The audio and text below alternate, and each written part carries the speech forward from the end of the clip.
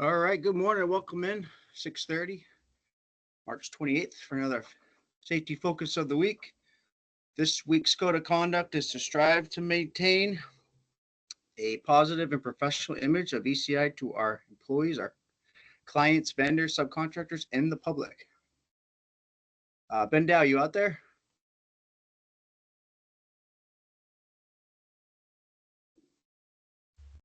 Hey, can you hear me now? Yes, we got you. I was talking, but you weren't able to hear me because I didn't have my mic turned on. Yeah, that one speaks for itself. Yep. We're at the back at the top. Good job this past week. 51 days from our last recordable. 28. It's almost been a month since our first aid. 8 days from our last vehicle incident out there. Again, vehicles are our most frequent, so something that we'll talk about later today as well. But we got to really just pay attention to what we're doing. Good pre-planning and not being distracted out there with job sites and when driving a vehicle. So with us getting ready for kicking off the construction season, I thought it would be kind of good just to talk about overall PPE usage, when, where, why. We want to be utilizing PPE and the importance of it, really. In safety, PPE is a critical component to keeping everybody safe and sound, because most safety professionals, officers, pre-planning when we're baking in safety is we want to be working higher up on the stability triangle here of the hierarchy of controls. So if we can create a culture where PPE is just our uniform, it's what we wear all the time, we can then focus a lot of our attention and energy on how to isolate people from hazards, how to mitigate and control those hazards. How can we spend more time on training and raising proper awareness, and we're not just chasing around, hey, put your hard hat on, put your safety glasses on, hey, where's your high vis? So if we can get a little bit more buy-in and a lot more paying attention to helping each other out, when you see somebody, you say something, if they don't have a hard hat, a high vis clothing, or eye protection on. The best safety cultures and the companies that go the longest, you'll see that they have really good compliance and 100% precipitation in overall PPE on job sites. It's easy to kind of get distracted, especially like this time of year. The clocks change, the temperature is always frequently shifting from hot to cold. It's easy to not put a vest on or forget your hard hat at times. So let's really kind of focus in, and hopefully the next couple slides will kind of set the tone and the expectations as we're really gearing up and going to start a lot of projects coming on Monday. So Hey, first Matt. one, hard. Yeah, go ahead, Ben. While you're on this, so this is an easily citable situation, right? On a lot of job sites. Correct. Yeah, it's easy for a compliance officer, or say a client that we have and their safety team comes on site. If you give them some low hanging fruit, such as not wearing PPE, then they start thinking about, hey, how competent and how well are they doing their pre-planning of their jobs if they're not doing the basics. And PPE is kind of the basics when it comes to safety. Easy money for them. Yep. Easy money. Yeah, exactly. A hard hat's only $12, but a hard hat violation could cost us $7,000. It's a lot of hard hats. If we get hit by a compliance officer, not Or wearing more. one, or Yep. more. Yeah, yeah. We start at 7 to go up. So hard hats required to be worn by all personnel on all job sites and yard. So that's our expectation. We only want to remove them when we're in cabs or equipment, or vehicles, trucks, equipment with cabs. If it has rollover protection, we're okay. Any exceptions must be approved by the field ops manager and in correlation with safety, so everybody's on the same page. And it's going to be case by case. So if you want an exemption, you think there's no overhead, let's talk about it first. But The exception to the rule is we need to ask for permission first. So everybody should wear it until we have those conversations. High-vis clothing, again, required to be worn by all personnel on all job sites and yards. Okay.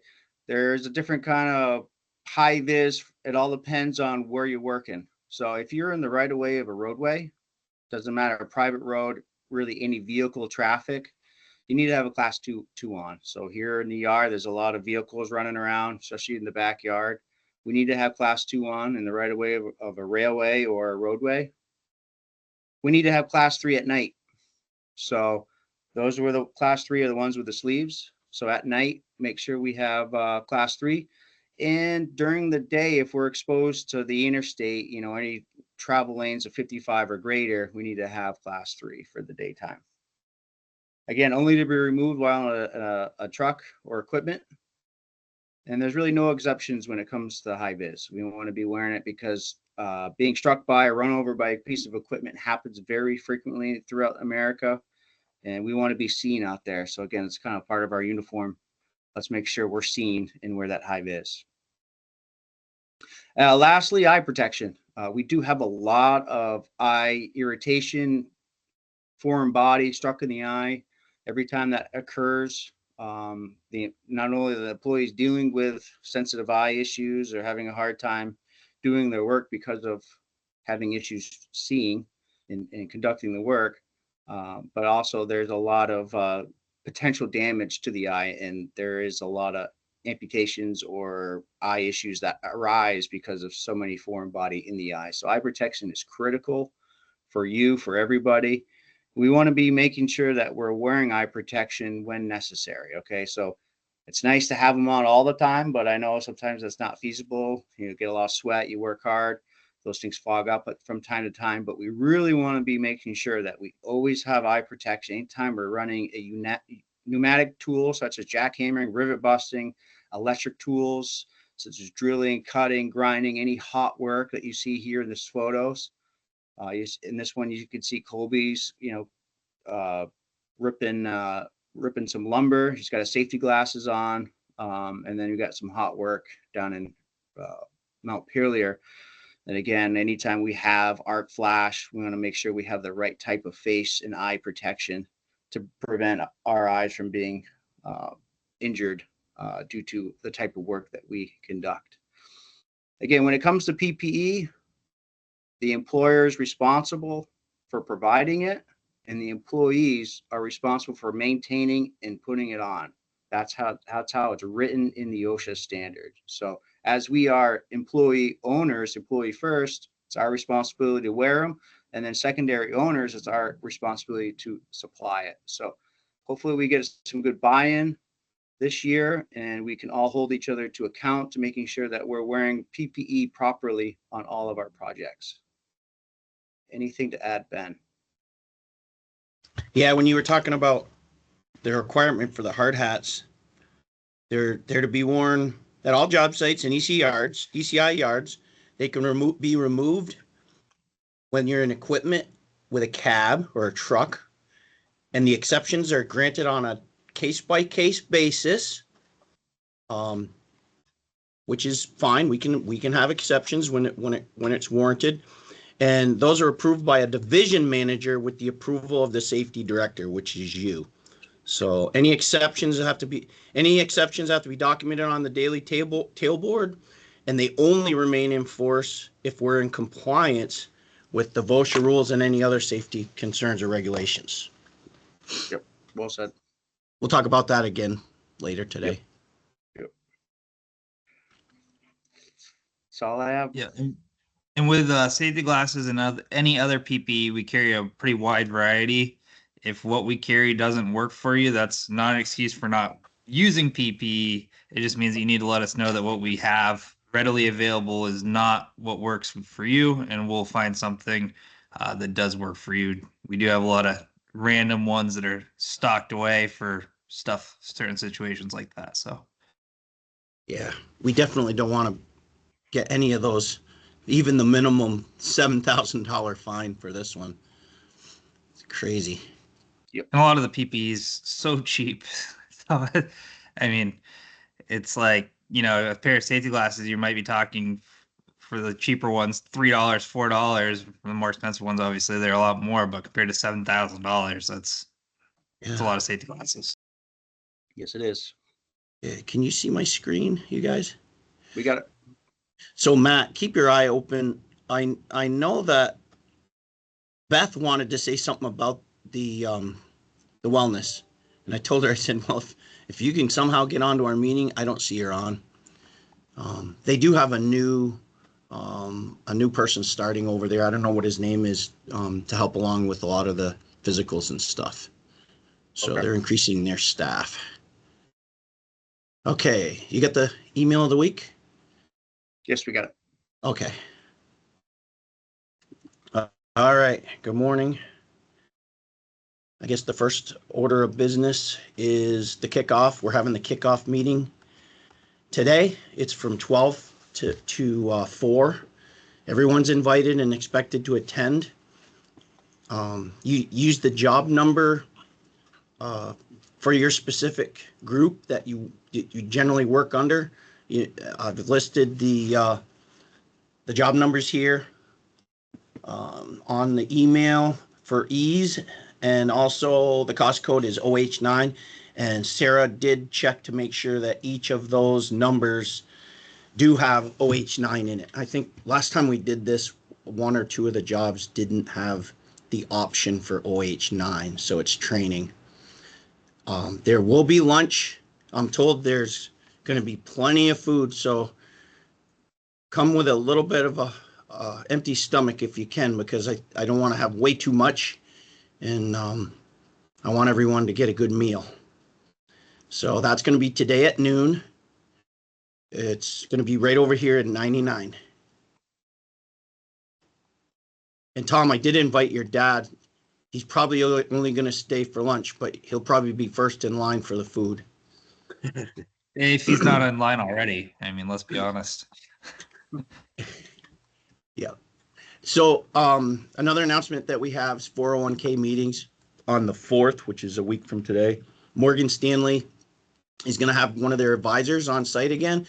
And if you would like to discuss your 401k or make any changes or just discover a little bit more about what's available to you, call Melanie or send her an email, and she will help you get set up. I believe there's still a few appointments left on that, so it's I think there's half-hour sessions.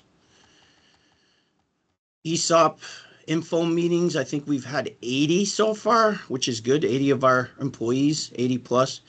They're very informative, and it gives us all a good basis of a working knowledge of how the ESOP works and how it affects our futures and our wealth. So let Erin know her numbers here and her email in order to set up to go to one of those. It's done right here at 98 in the regular conference room that we have in this building, and usually you have 8 to 10 people, and it's a good forum. The DigSafe reminder, Matt, I just left this on one more week because it's now 72 hours to locate underground utilities after we contact DigSafe, so they've got an extra day now. And I have a reminder to add the Fleetio app. If anyone hasn't got that on yet, try to add it this morning, because I think we're going to talk about it a little bit. I don't know how in depth we're going to get into it during our meeting, but after the meeting, we have some time afterwards to help people with Fleetio. Okay, Matt, do you see did Beth join or not? She probably didn't. I haven't seen her yet. Yeah, okay, that's fine. I gave her the option. Okay, the project of the week this week is the tool crib. Tom Lear, you on? I am, yes. You want to drive the ship, Ben? So, I can, yeah. Okay. So this will be a good subject, but fairly quick. I'll just read the verbatim for the report that Ben Dow wrote up for me. So thanks, Ben, for doing the work on this.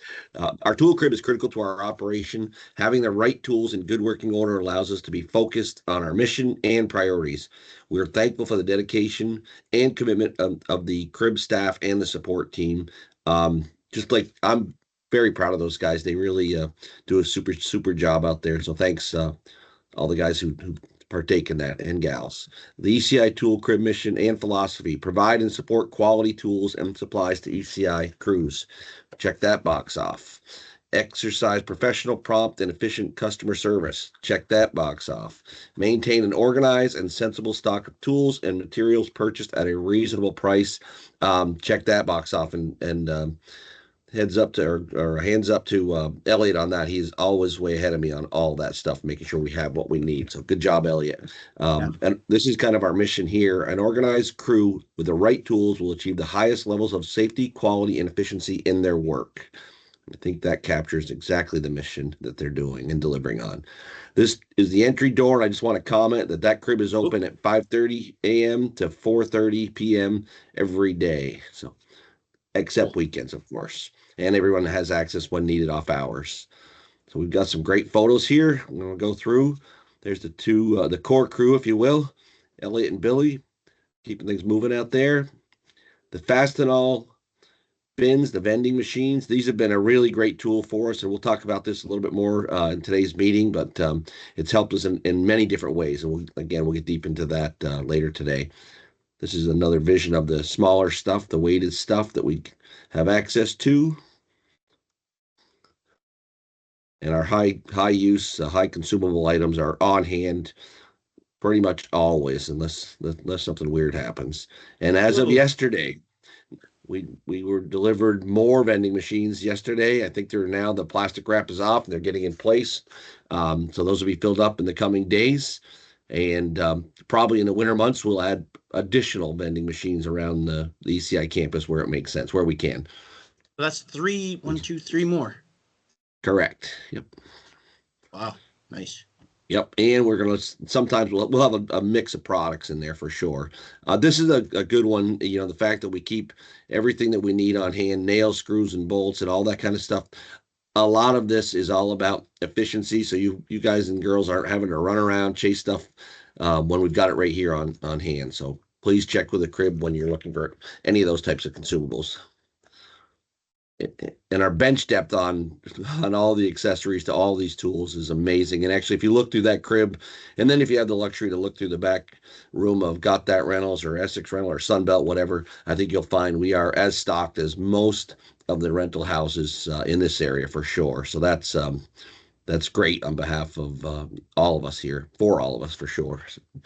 It doesn't look like we have to buy too many bits for hammer drills. Get back They're in 3 months. You are. Yes, I know. These guys, they repurpose them and clean them up, and they're in good, and get them out of trucks and everywhere else, and then they stock them. So if we're out buying them, we probably should be checking with the crib first. Absolutely, they are heavily used, so they do wear out. But true, let's get everything we can out of them for sure. This is a great picture. It shows some of the depth of the shared tools that we have. Yep. And more. This is kind of some of the specialty Harnesses. lanyards and safety harnesses stuff. Yep, exactly. Pumps, which we never seem to have enough of, but we do our best. Sure. Probably some new ones around here as well, but you never know. Outdoor, this is over the last few years we've had the propane forever, but we've added ice now, water now. Spill kits, everything's here at your access. So if there's anything that we're missing, obviously the communication at ECI is critical and a huge part of our success. So speak up if you see something that we need. It's always neat and organized, and once you around a little bit, you realize where things are, and it makes sense. Like those hoses over there underneath the stairs. Yep. Those suction hoses. You look like you got some ladders and heaters and ribbons and a whole bunch of test balls, which are hard to keep organized. That's the only picture I was like, how do you organize those? Well, they're all there. Yeah, we just got a new round we got a bunch of those that we just brought in for spring as well. And one thing for sure, these guys work out of cramped quarters, and we could always use more space, but I think that holds true to every division here at every group at ECI for sure. So they really maximize the area that they've been allowed to use for sure. This is the main area. Yep. Curbside service right there. Yep. And normally they're right there helping you out. Here's Billy, clean this stuff up. We always like it when stuff comes back to us clean. It's always appreciated, and we'll talk about that again later today. But we're on top of that as well. Yep. That's a cool thing that they do. Yeah, I think they should patent this. This is a great idea. Yep. So cleaning Yep, the pumps out when they come back. Yeah, that's a neat idea. Those pumps always get silt and grit and all kinds of junk in Stealth. them, and you shut them off, and then they'll Yeah. seize up. So they figured out that this is a good thing to do. Is they put them in the Yeah. sink and they have that. Yeah, They my set them days- right up and clean them. Even with those screens on the bottom, my days in the rental business, they're always picking up small chunks of little gravel and stone and jamming up the impellers. So this is That's ingenuity right there. That's what you It didn't is. do when you had your rental, when you were in the rental business. I used to put it on you guys. Let the customers deal with it. Yep. These tags have been helpful. We instituted these, God, 8 or 10 years ago, I think now. It's just basic, if it's got a red tag, it's not ready to go. So it helps everybody understand the status of equipment. Yep. It's a good system. It's a great system. It's easy. There's the main man, Elliot, doing some repairs on some small tools. Some of the jobs that they do, Tom, they're always doing stuff with like the carburetors. They get that little ultrasonic cleaner there that they have, and carburetors and taking things apart, and spark plugs, Yep. No, absolutely. belts. And a lot of it, high volume on that stuff. The number of pieces of equipment they touch in a year, we've never tracked, but I can't even imagine. It's huge. Nice They do a not lot to of have to things. take it all somewhere else.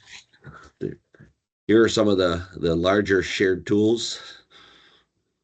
Well, Those are all, ready I to think go. all that stuff, most of that stuff right there is all ready to go. The big compactors for the jobs, and there's generators, there's jumping jacks.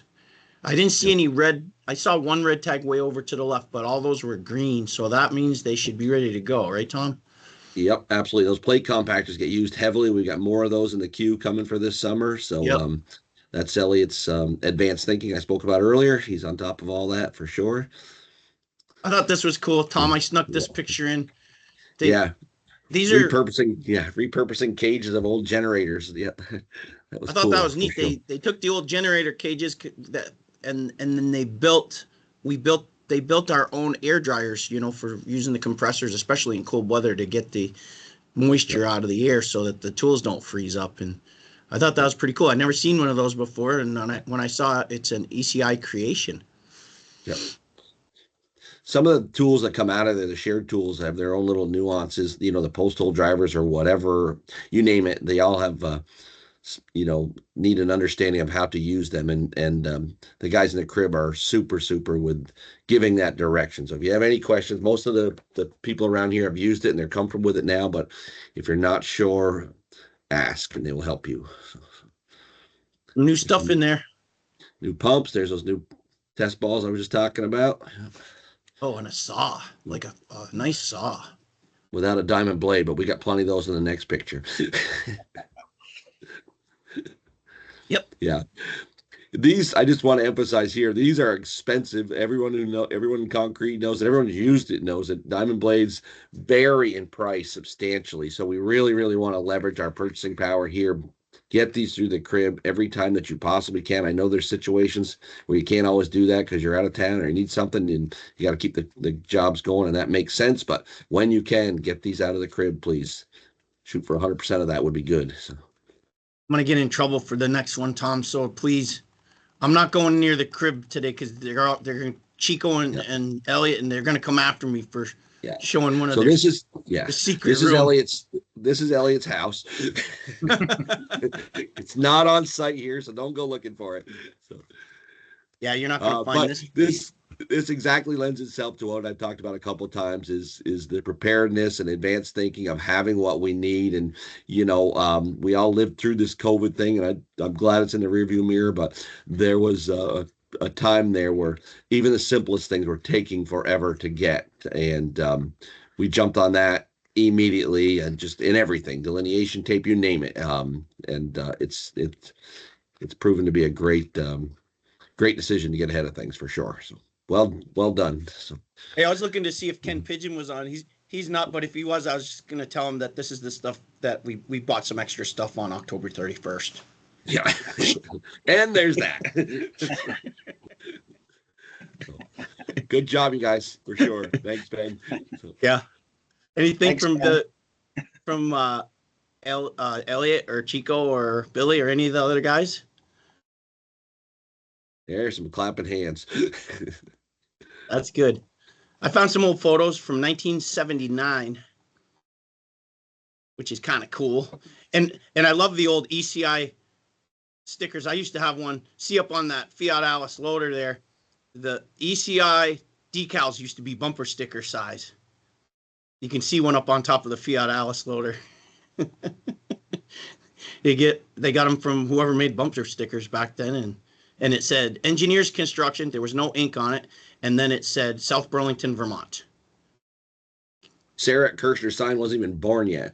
Yep. Now they Yeah, saw the her sign. 945. That's a big loader. The 945. I don't know if they owned that one or if we rented that one, but it has our sticker on it, so I put the picture in here.